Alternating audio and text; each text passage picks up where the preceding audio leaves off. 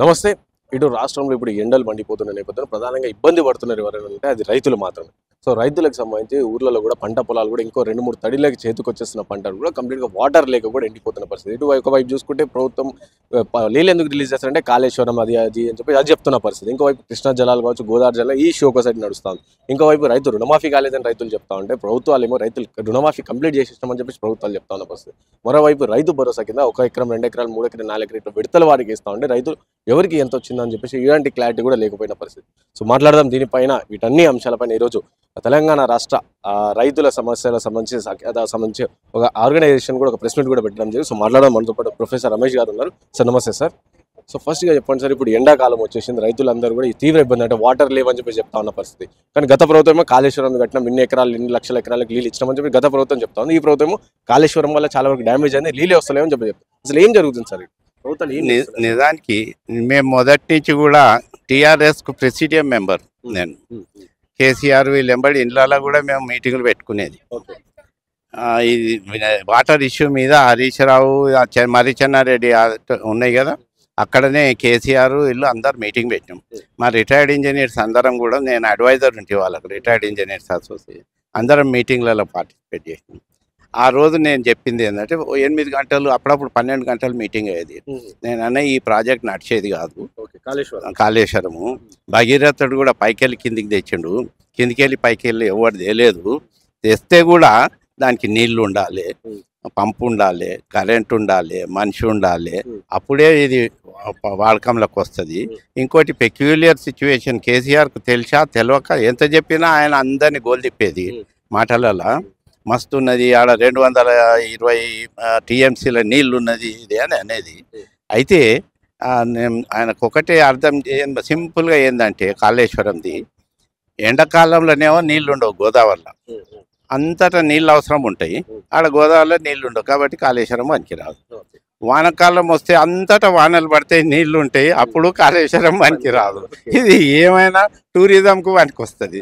ఇది ఇంతకుముందు కూడా చెప్పిన, టూరిజంకే పనికొస్తుంది. అదో తమాషా ప్రాజెక్ట్. దానికి బెస్ట్ ఇంజనీరింగ్ అవార్డు కూడా మేమే ఇచ్చినాం, ఇండియన్ కాంక్రీట్ ఇన్స్టిట్యూట్ నుంచి. కాంక్రీట్ ప్రాజెక్ట్ మంచిదే, కానీ ప్రజలకు మాత్రం లాభం లేదు. దాని లాభంలోకి తేవాలంటే ఇప్పుడు రిపేర్లు కూడా చేయలేరు. ఎన్ని వేల కోట్లు పెట్టినా అది వేస్టే. అయితే కొన్ని కాలిఫోర్నియాలో కూడా 2 డ్యాములు కడితే ఒక డ్యాంలోనేమో నీళ్ళే ఉండవు, ఓ డ్యాంలోనేమో షికార్కు పోయేటట్లనే నీళ్లు ఉంటాయి. అది ఎందుకు అని అంటే కింద స్టడీ చేయవలసింది గ్రౌండ్ మీద, అది ఉష్క ఉన్నది, ఓ దాంట్లోనేమో కాల్షియం స్టోన్స్ ఉన్నాయి. అది రెండు ఫెయిల్ అవుతాయి. అట్లనే ఇది ఫెయిల్ అయింది.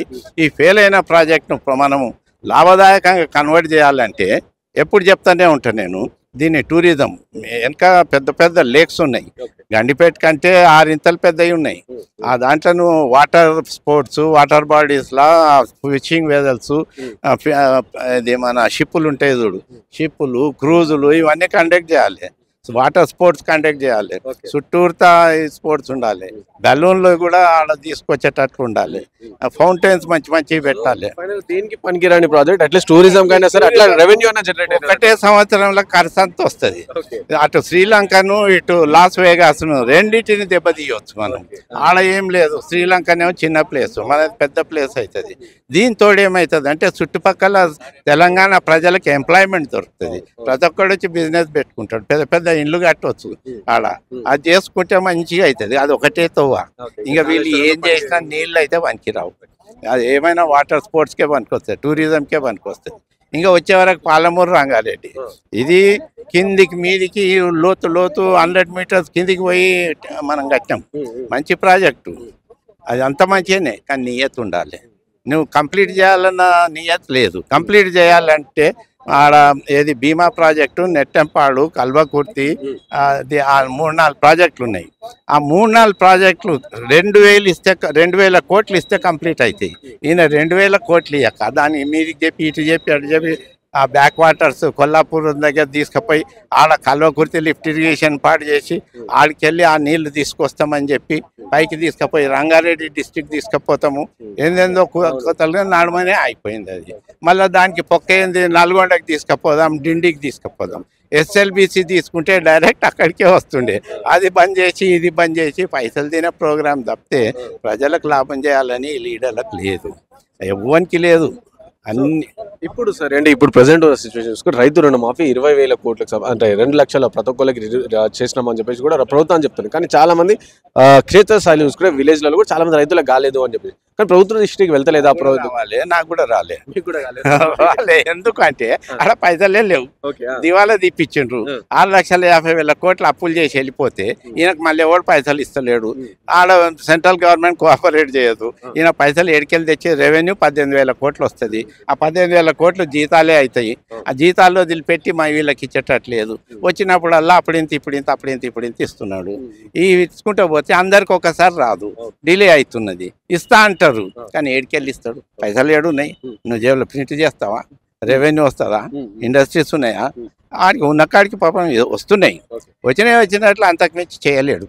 చేస్తే అబద్ధాలు చెప్పవలసి వస్తుంది, ప్రజలను బేవకూఫ్ చేయవలసి వస్తున్నది.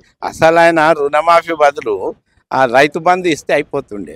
రుణమాఫీకి చాలా ఖర్చు అవుతుంది, రైతు బంధుకు తక్కువ ఖర్చు అవుతుంది. రైతు బంధు పెడితే నేను రుణమాఫీ ఎవడు అడిగాడు? రుణమాఫీ మొదలు చేసి రైతు బంధుకి ఇవ్వకుండా తిప్పలవుతుంది. ఇప్పుడు రైతు బంధుకు సంబంధించి పైసలు కూడా 1 ఎకరం 2 ఎకరాలు 3 ఎకరాలు ఇట్లా విడతలు వాడికి అవి కూడా వస్తలేవని చెప్పి. అదే లేవు, పైసలు ఉంటే ఇస్తాడు, పైసలు లేకపోతే ఎడికెళ్ళి ఇస్తాడు? ఎవడు ఇయ్యాడు? నువ్వు ఇయ్యవు, నేనున్నాయ్యా, ఎవడు ఇయ్యవు? సాఫ్ చెప్పాలి ప్రజలకు, ట్రాన్స్పరెన్సీ. ఇది పరిస్థితి అయ్యా, ఇది మనకు వచ్చేది ఇంత ఇంత, నేను శాలరీస్ అవుతున్నది ఇంత, నేను డెవలప్మెంట్కి పెడుతున్నా, మిగిలిన ఏం చేయాలి? అందుకే వీళ్ళు ఏం చేస్తారు, ఫ్యూచర్ సిటీ, మన సిటీ, ఆ సిటీ అని బయటికి వెళ్ళి ఫండ్స్ తెస్తారు. ఆ ఫ్యూచర్ సిటీ కంటే ఫండ్స్ వస్తాయి, దీంట్లోకి రావు. ఇండస్ట్రియలిస్టులు వస్తారు, వాడింత ఇన్వెస్ట్ చేస్తారు. ఇది ఎట్లా అవుతుంది? ఇంకోటి ఏంటంటే వ్యవసాయ దాని మీద ఎవరికి ప్రేమ లేదు. ఏ పార్టీకి, రాజకీయ పార్టీలకు ప్రేమ లేదు. ఎందుకు ప్రేమ లేదంటే సెంట్రల్ గవర్నమెంట్ ఏం చేస్తుంది, ఈ చిన్న రైతులు అమ్ముకోవాలి. ఇప్పుడు 5,000 ఎకరాలు మనము ఎయిర్పోర్ట్కి ఇచ్చినాం, రైతుల దగ్గరనే తీసుకొని ఇచ్చినాం కదా. అప్పుడు ఏమని చెప్పిండ్రు, రైతులకు షేర్ ఇస్తాం, రైతులకు ఉద్యోగం ఇస్తాం. ఏం ఉద్యోగం ఇచ్చిండ్రు? వాని భూమిలో వాడు గడ్డి వీక్తుండే. ఇప్పుడు గడ్డి వీకే ఉద్యోగమే. అది ఎట్లా అయిపోయింది వాని జీవితం? పాపం వ్యవసాయం పండించుకునేటోడు గడ్డి వీకేటోడు అయిపోయింది. ఇప్పుడు రేపు కూడా ఇప్పుడు అందరు వ్యవసాయదారులు, చిన్న రైతులు గడ్డి వీక్కుంటేనే కూర్చోవాలి, ఇంకో పని లేదు. ప్రభుత్వాలు మరి ఎట్లా సరే అంటే రైతులకు సంబంధించి రైతే రాజు, రైతు ప్రభుత్వం ఉన్నది కదా. నేను చెప్తా ఒకటి, ప్రజాస్వామ్యంలో ప్రజల స్వాములు అంటాం. ఎప్పుడు ప్రజల స్వామ్యం? వీడు ప్రజా పాలన మాది, మేము సేవకులం అన్నాడు. ఆయన నేను లెటర్లు రాసే, భారత ప్రజాకీయ పార్టీ పేరు మీద లెటర్ల మీద ఈయనకు రాయలే. సోనియా గాంధీకి, రాహుల్ గాంధీకి, ఖడ్గేకు, బీజేపీ, మా ప్రెసిడెంట్, అన్ని పార్టీల ప్రెసిడెంట్లకు లెటర్ల మీద లెటర్లు రాస్తా.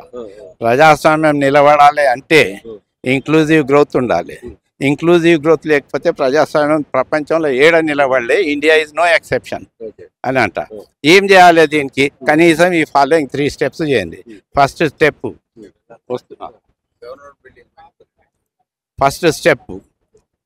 ప్రతి ఆఫీసు నెలకు 1 రోజు ఓపెన్ హౌస్ పెట్టాలి. ఓపెన్ హౌస్లో ఆ నెల రోజులు ఏం చేసిండో ప్రెజెంట్ చేయాలి. ప్రజలు అడుగుతారు, అది ఎందుకు చేసినావా, ప్రజలకు లాభం లేదు, దేశంలో ఎవరికి చేసినావు అని అడుగుతారు. అప్పుడు వానికి భయం ఉంటుంది. లేకపోతే ఇప్పుడు గంటలు గంటలు నిలబెడతారు ఆఫీసుల ముందల. వీడు జీతం ఇచ్చేటోడు, వీడు జీతం ఇచ్చేటోడిని ఎవడ నిలబెడతాడా? నీ ఇంట్లో జీతగాడు ఉంటే వానికి తిట్టి పని చెప్తావు, పని చేయకపోతే లొలి పెడతావు, లేకపోతే ఉడవిక్తావు. మరి ఈ కొడుకులు ఏంది, జీతం తీసుకొని జీతగాన్లు జీతం ఇచ్చే మనుషులకు తిప్పల పెడుతున్నారు. ఇది ఫస్ట్. అది పోవాలంటే 1 డే ఓపెన్ హౌస్ ప్రతి ఆఫీస్, విలేజ్ నుంచి క్యాపిటల్ సిటీ వరకు పెడితే చక్కగా అవుతుంది. రెండోది డిజిగ్నేషన్లు, ఇంకా బ్రిటిష్ లెగసీ. మేము పెద్ద ఇంగ్లీష్ వాళ్ళం, బిజినెస్ అప్పుడు అలవాటు అయింది. ప్రజాస్వామ్యం వచ్చినాక అలవాటు కాలే. వాళ్ళకి ఏం చెప్పాలంటే డిజిగ్నేషన్ పేరు మార్చాలి. కలెక్టర్ ఉండు, ఇప్పుడు ఏం కలెక్ట్ చేస్తుండ్రు? ఖర్చే పెడతాడు కదా, మన పేరు కలెక్టర్ ఎందుకు? జిల్లా ప్రధాన ప్రజాసేవక్ అనాలి. అట్లా ప్రజాసేవక్ అంటే ఆఫీసులకు పోయినప్పుడల్లా నేను సేవకుని అని గుర్తించుకుంటాడు. అప్పుడు సేవకుని లేక బిహేవ్ చేస్తాడు. ప్రజలు కూడా చూసి వీడు సేవకుడు కదా అనేది అడిగేది లోపడివా అంటారు, భయం ఉండదు. అట్లా ఆ విధంగా మనం ముందరికి పోవాలి. అది రెండోది. మూడోది, జడ్జిలు కూడా ఏమన్నారు, పైసలు దీన్ని జడ్జిమెంట్ ఇస్తారు. రేపు రిటైర్డ్ అయ్యే ముందు జడ్జిమెంట్ ఇస్తాడు. వాళ్ళని భయం పెడితే జడ్జిమెంట్లు ఇస్తుండ్రు. పిల్లలను చంపుతామంటే భయపెట్టిస్తున్నారు. వానికి ప్రమోషన్ ఇస్తాం, గవర్నర్ ఇస్తామంటే వాళ్ళు ఇస్తున్నారు. దానికి జ్యూరీ ఉండాలి. జ్యూరీ అంటే ఎవడంటే ఆడు పోయి కూర్చుంటారు, సబ్జెక్ట్ సంబంధించిన వాడు, పాత సీనియర్ మోస్ట్ అడ్వకేట్లు, రిటైర్డ్ జడ్జిలు, ప్రొఫెసర్లు ఎవడైనా పోయి కూర్చుంటారు. ఆ రోజు ప్రొసీడింగ్స్ వీళ్ళు కూడా రాస్తారు ఏ డైరెక్షన్లో పోతుంది. జడ్జిమెంట్ ఇచ్చే బదులు ఈ ప్రొసీడింగ్స్ అన్ని చూసి ఆ రోజు ఉన్న వాళ్ళతోటి డిస్కస్ చేసి జడ్జిమెంట్ ఇవ్వాలి. అప్పుడు వానికి కూడా భయం ఉండదు, 2 వాని మీద ప్రెషర్ ఉండదు, 3 వాని పైసల ఆలోచన కూడా ఎవడు ఇవ్వలేడు, 4 వాని పిల్లలకు కూడా సెక్యూరిటీ ఉంటుంది. ఇది చేస్తే ప్రజాస్వామ్యం నిలబెడుతుంది. ఇవి చేయకుండా నువ్వు ఏది చేసినా ప్రజాస్వామ్యం ఉండదు. ప్రపంచంలో ఏది ఉండలే. ఎప్పుడైతే స్టార్ట్ అయినప్పుడు ఇంక్లూజివ్ గ్రోత్ ఉంటుంది. మనది కూడా 1983 వరకు పంచాయత్ సిస్టమ్ ఉండే, జోర్దార్గా ఉండే, ప్రజలందరూ ఇన్వాల్వ్ ఉండేది. ఎమర్జెన్సీ వచ్చింది చూడు, ఎమర్జెన్సీ తర్వాత గందరగోళం అయింది. ఇందిరాగాంధీ చనిపోయింది, తర్వాత ఎవడు అడిగినోడు దిక్కులేడు, ఐఏఎస్ వాళ్ళది పెత్తనం. ఆ సన్నాసులు అయ్యాలోన్సే యాటిట్యూడ్ ఉంటుంది, వాళ్ళు సేవకులు అనుకోరు, మేము రాజులం అనుకుంటారు. ఆ మార్పు రాంది ఇది రావాల్సినది. ప్రతి ఆఫీసు 1 డే ఓపెన్ హౌస్ పెట్టాలి, 2 డిజిగ్నేషన్ చేంజ్ చేయాలి, చాలా మార్పు వస్తాయి.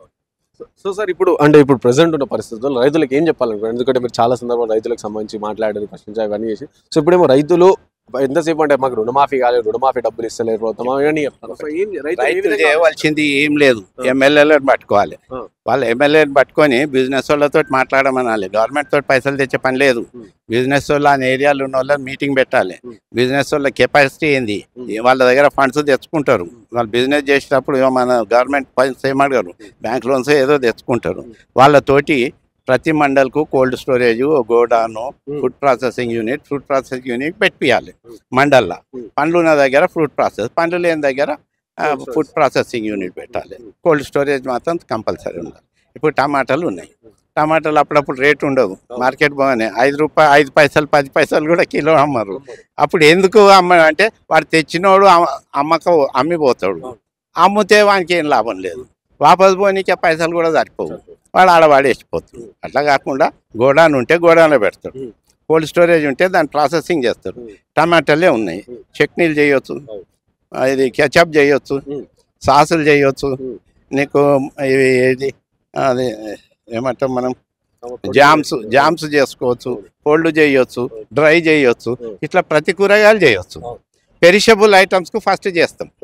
దీంతో ఏమవుతుంది అంటే సగం వాడ టమాటాలు దొరకకపోతే వాడు ఎక్కువ రేటు కొంటాడు, డిమాండ్ పెరుగుతుంది. ఇట్నే చెరుకు రైతులు ఉన్నారు జైరాబాద్ ఏరియాలో. ఆ చెరుకు రైతుల గోస చూడాలి. ప్రతి సంవత్సరము లారీలు చెరుకు పోతుంది. ఆడు మిల్లోడు ఏం చేస్తాడు, రేటు వాడు ఫిక్స్ చేస్తాడు, 2000, 200, 2000 అంటాడు. ఎమ్మెల్యే చెప్పిన అది చెప్పిన అదే ఎమ్మెల్యేలకు కూడా పైసలు తినబెడతాడు. 2000, 200 పెడితే వాళ్ళు ఎప్పుడు సూసైడ్ చేసుకుంటే ఎంతోమంది వ్యవసాయ యువకులు పాపం. వాళ్ళు ఢిల్లీ వసంత అని నా స్టూడెంట్, జైరాబాద్ నుంచి ఢిల్లీ వరకు పాదయాత్ర చేసిండ్రు ఈ రైతుల కోసం, షుగర్ కేన్ రైతుల కోసం. వాళ్ళు అంత చేస్తే వాడు సూసైడ్ చేసుకున్నాడు దోస్తు. జులు నడుచుకుంటూ పోయిండు ఢిల్లీ దానికి జైరాబాద్ నుంచి. అయితే వాడు ఏమంటాడంటే ఇట్లా ఎప్పుడు ప్రతి సంవత్సరం రేట్ల గురించి కొట్లాడాలి సార్, ఎక్కడ తలకాయ నొప్పి సార్ ఇది. నేనేమన్నా ఇది అంతే ఎందుకురా, సగం బడ మీరు చూస్ చేయండి, అది 20 లక్షలు పెడితే ఎక్విప్మెంట్ వస్తుంది.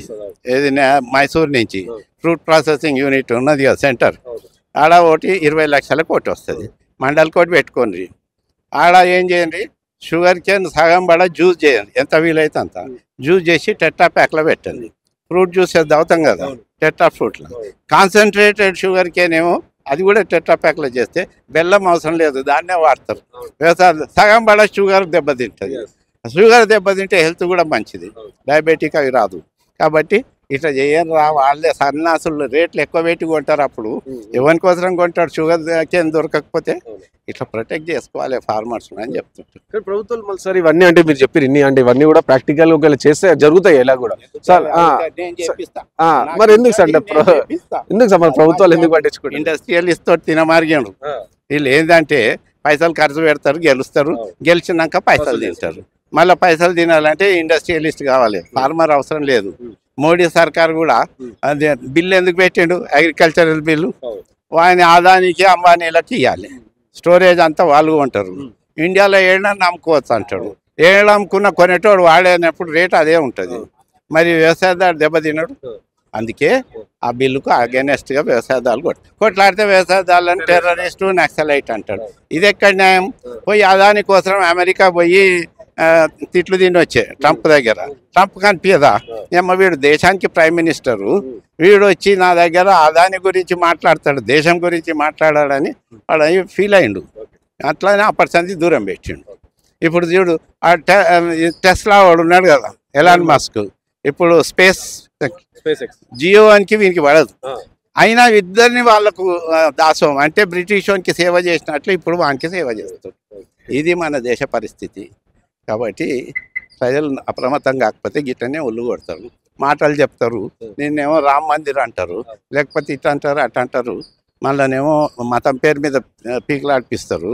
ఆ లీడర్లు ఎవడదాడు మతం పేరు మీద ప్రజలే వస్తుంటారు కొట్లాడుకొని. కానీ ఏం చేసింది ఏంది అని అంటే అంటే పోతాడు. దాని కోసము ఆస్ట్రేలియా పోయి 80,000 కోట్ల మైనింగ్ ఇచ్చే, శ్రీలంకకు పోయి అడిగే, పాకిస్తాన్కి పోయి 4,000 కోట్లది ఇప్పించే. ఇట్లా ఎక్కడ నా దగ్గర లిస్ట్ ఉంది.